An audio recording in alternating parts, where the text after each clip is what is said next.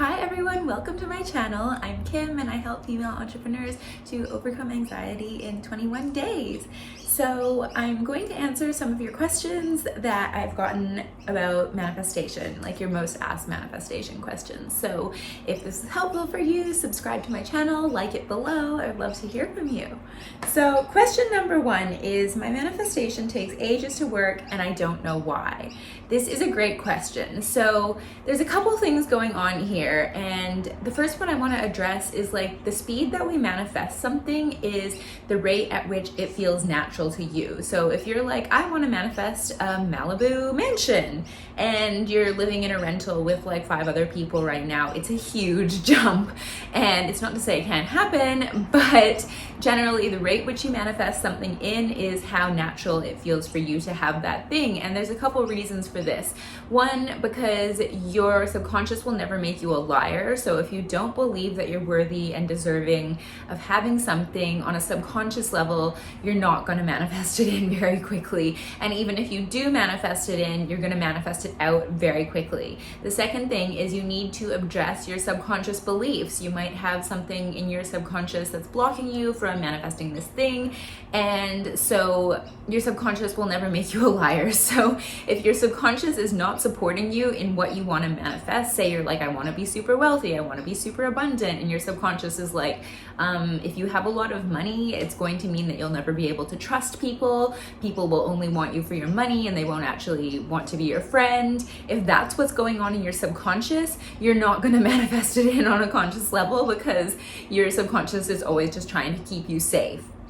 So the third thing I wanted to address is when you say that it's taking ages, we need to think about like, what do you mean when it says it's taking ages? Because then it's like us trying to impose our will on the universe and be like, this is taking too long. But it's like, maybe something else needs to happen before you can get to that thing. Maybe you need to break it down into more of a micro manifestation. So take your really big manifestation and chunk it down to like, okay, what's something that could put me onto the path of having this happen in the next 3 months, and focus on doing that, because it's really what you do on a day-to-day level that is going to equal your manifestation.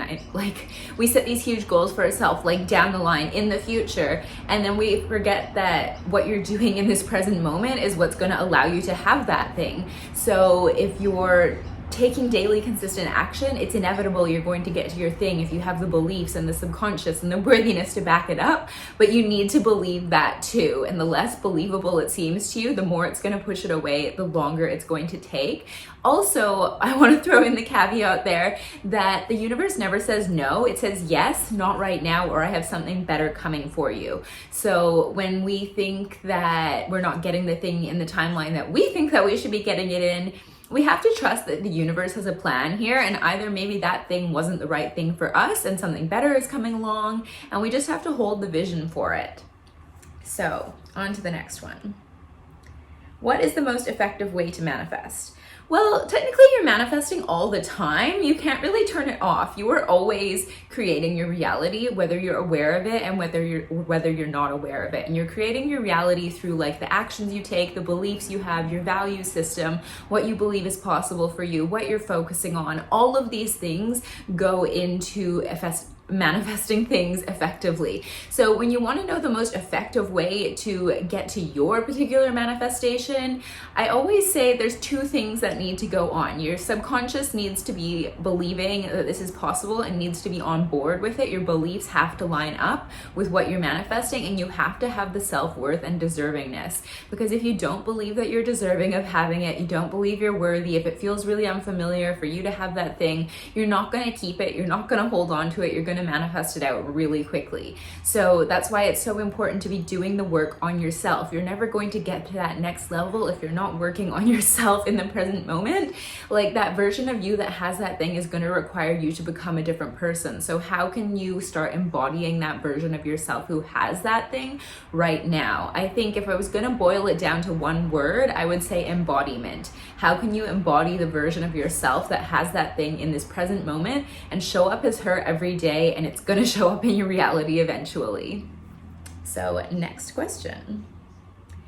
What is blocking me from manifesting? This is a great question because it could be a lot of things, but really, when we boil it down to it, it's your subconscious beliefs and your self-worth. And I feel like I keep saying that over and over in this video, but those really are the two key things behind getting into your manifestations. And so with the subconscious beliefs, that's why I always get my clients to work with me through rapid transformational therapy. We can dive straight in there, see what's going on in a subconscious level, reframe it, release whatever's blocking you, and then your manifestation can come in. But unless you're gonna do the subconscious work, it's gonna be really difficult to totally know what's going on in there for you. And the other thing is working on your self-worth. You have to believe that you're deserving and worthy, and you're the kind of person who has that thing, and you can't fake it. For example, if you are manifesting a partner and you're like, okay, I really want to be with this certain kind of person, but then you keep dating these guys who are like unavailable, and you keep hoping that, oh, maybe if I like sleep with them or something, then they're gonna like change their mind and want to be in a relationship.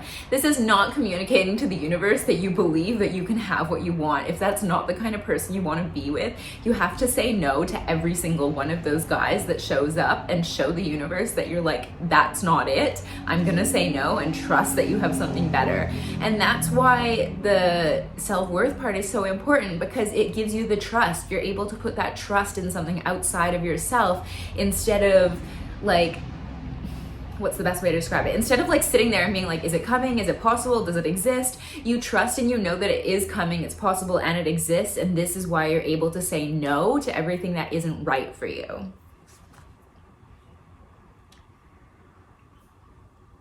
So I feel like I've tried all the things and I'm getting frustrated with little results. Okay, so when you say that you've tried all the things, it's hard to know exactly what that means and what you have been trying. So when it comes to manifestation, my process is this. Okay, I decide, what do I want? And I make it something that I think is achievable within the next 3 to 6 months, because this actually gives you something that you can work with. Whereas if you're like, I really want to buy a mansion, I'm like, okay, well, that doesn't seem feasible in the next 3 to 6 months. This isn't me being pessimistic. This is me just being like somewhat, I don't like the word realistic, because I like to bust through the things that people think are real and possible for you, but it sort of has to be believable to your subconscious mind on a certain level. So if you go for something that seems like somewhat believable, this is going to be a whole lot easier for you to manifest in. You'll build up that trust in yourself in the process, and then you can go and like manifest bigger, crazier, wilder things. But especially if you're new to this and it sounds like you don't sound like you trust the process really, then you need to build up that strength and that trust through manifesting smaller things. So chunking your manifestation down into really small actionable things, and then focusing on like, what is the feeling that I think that manifestation is going to give me? Because the only reason you want to manifest anything is the feeling you think that you're gonna get from it. So when you want to manifest, like, I don't know, let's put it out there, like say you want to manifest in a new coaching client, and you are like, okay, I want that client, but how can I get into the vibe of I already have that client? What is that client providing for me? Okay, it would make me feel like I'm fulfilling my purpose. It would make me feel like I'm of service. I would feel abundant and free because I'm like making money in my business. So those feelings are like of service, fulfilled, abundant, free. Okay, how can you start feeling those feelings right now and showing up as a version of yourself that already has that thing? And you really can't trick your mind into believing this. It's like a practice of embodying it over and over again, and embodying that worthiness and trusting like, I am worthy, I am deserving, I can manifest in those clients. And then start taking action from that place, because the thing that trips up a lot of people is they think that it's just going to fall into their lap if they think positive. And thinking positive is not enough to manifest. You need to do the inner work. You need to do the subconscious work. You need to take action, because we live in a 3D universe. And if you're not taking action, well, it's very unlikely that your $1 million is going to just fall into your lap while you're sitting on the couch watching Netflix. Nothing is impossible, but I'm just gonna say it's highly unlikely. So you need to take action, and then you're like, okay, well, what kind of action do I need to take? And this is where you need to cultivate a relationship with your intuition, your inner voice, your inner guidance, your highest self, whatever you wanna call it. And it's that voice that you can, most people hear it either like in their heart or in their gut, and it's never gonna sound like fear. So if you are getting like directions that sound like they're coming from a place of fear, that's not your intuition. It never sounds like it's afraid. It usually usually speaks in like one small direction. It'll be like, go here, do this, talk to this person, enroll in this course. And it will probably, depending on like your human design, which is like a whole other topic, depending on your human design, you'll kind of hear it in different ways, and you'll kind of hear like, trust that flow of energy, and you're like your strategy for taking action will be very different depending on your energy type. We can cover that in another video. But tuning into those things and listening for that inner guidance, getting really quiet, making intentional space in your day to get quiet, whether that's journaling it out, sitting with yourself, asking questions, asking them out loud. Sometimes I like to just voice note it to myself. I'll like almost interview myself, where I'll be like voice noting myself questions. I'll be like, okay, what do I need to do next? And then I'll just sort of like word vomit whatever comes out. And then I'll go back and like have a listen, and I'm like, oh, okay, that's interesting. And the important thing is not to judge it. You can't judge this. You can't judge what comes out, because you're really trying to work on cultivating this relationship with your inner guidance. So the only way that you're going to build that trust is if you listen to what it says and you go and do it, and it works for you.